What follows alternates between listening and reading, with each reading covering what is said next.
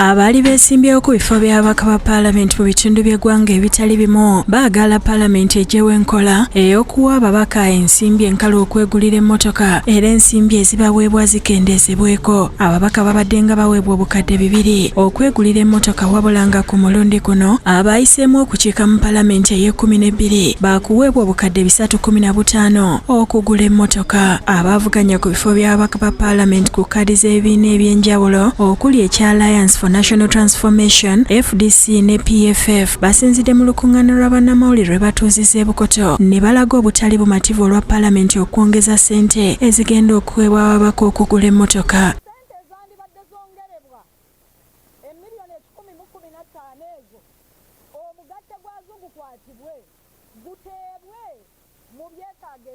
Nga bakulembeddwamu eyavuganya ku kifo ky'omubaka omukyalo owa Kampala Nana Namata Anet bagamba bangi ku babaka abaweebwa ssente okugula emmotoka bamaliriza tebaziguze ne basaba palamenti eggyewo enkola ey'okubawa ensimbi enkalu.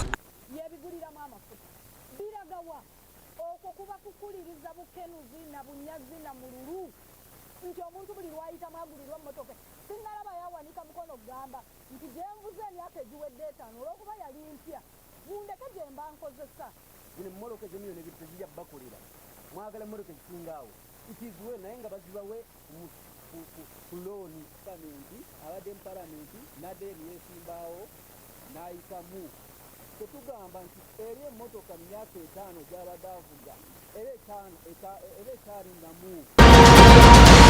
Bino bibeereddewo nga n'ekibiina ekigatta ebibiina by'abakozi mu ggwanga kinnoto nga kiri wamu n'aba International Labour Organization ILO mu bufunze batongoza emikutu gy'ebyempuliziganya giyite call center abantu abagenda okukolera ebweru kwe basobola okuyambibwa n'ekigendererwa eky'okuziyiza okubatulugunya n'okubakomyawo singa bafuna obuzibu. Ng'ekitongole kwe kuteekawo toll free lines amasimu ge basobola okukubirako nga tebasasudde batubuulire ebizibu byabwe tusobole okuba nga tukwatagana ne gavumenti ne security n'ebitongole ebirala ebibatwala ebweru tube nga tubayamba. Bataddewo ennamba ezitali za kusasulira nga bazitongoleza ku Hotel Africana mu Kampala. Dr. Egulu Lawrence Commissioner wa Ministry y'ekikula ky'abantu mu kutongoza emikutu gino agambye nti bannansi abasukka mu 5 batubidde mu ggwanga lya Cambodia n'abalala bangi mu nsi endala olw'olutalo era empuliziganya eno egenda kubayamba okubanonola.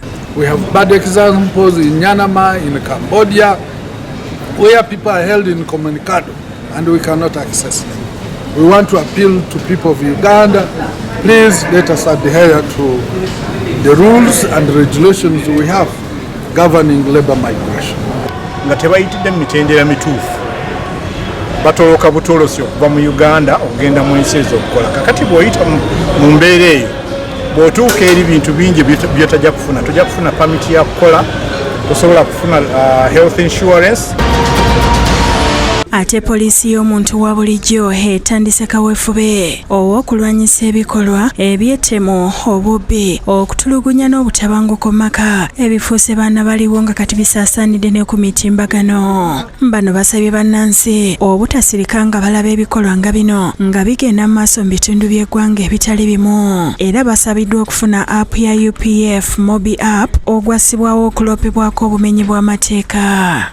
Ku social media woba ogenzeeko tulina platforms nyingi, tulina Mobi app etwagibagamba ogidownloadinga n'ogiteekako erina network nene nti ekulaga DPC w'ekitundu kyo nekulaga regional commander wo nekulaga ani gosobola contactinga twogedde ku domestic violence okutabanguko ku maka. Bino Dr. Hadija Aisha Kayongo akulira ebyamawulire mu poliisi n'omuntu wa bulijjo abibuulidde bannamawulire basinkanye ku kitebe kya poliisi Naguro. Abasabye bongere okusaka amawulire gano kiyamba ab'ebyokwerinda okukuuma abantu n'ebyabwe. Ezezaako okukola nkolagana bwetyo nga twegasse wamu siga nti kati buli omu nze ndi civilian ebyange nja bikola poliisi erina okukola omulimu gwa nene tukwasaganyiza wamu bwetyo mu mbeera bwetyo kiba kituyamba kinene.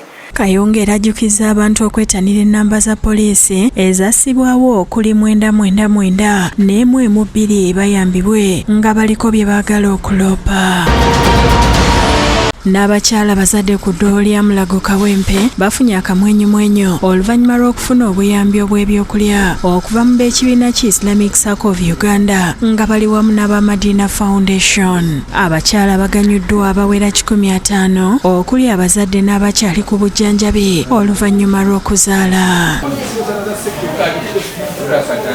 Ahmed Kintu, omwogezi wa Islamic Circle of Uganda, ategeeza nti ekigendererwa kyabwe kyakuyamba abakyala abo ababa mu mbeera enzibu, n'asaba n'abalina obusobozi okuyamba abatalina. Nti bamama bangi baba beetaaga ebintu ebyokubeera nti nno mwana wattu beeyambisa, so mu kitono kye tulina tusobola okubeera nga tugaddalinga ne bannaffe okulaba nti nno tusobola okuba nga tuwanvuya omukono. Fahad Kakozo, omutandisi w'ekitongole kino, ayogedde ku biruubirirwa byabwe mu nteekateeka eno. Tusodde okujja okukyalira ku bannakazadde b'eggwanga oba katono akamu ke tulina. Mwebale bannaye, mwebaliriza okutuwa obuyambi, mwebale okutuzaamu essuubi,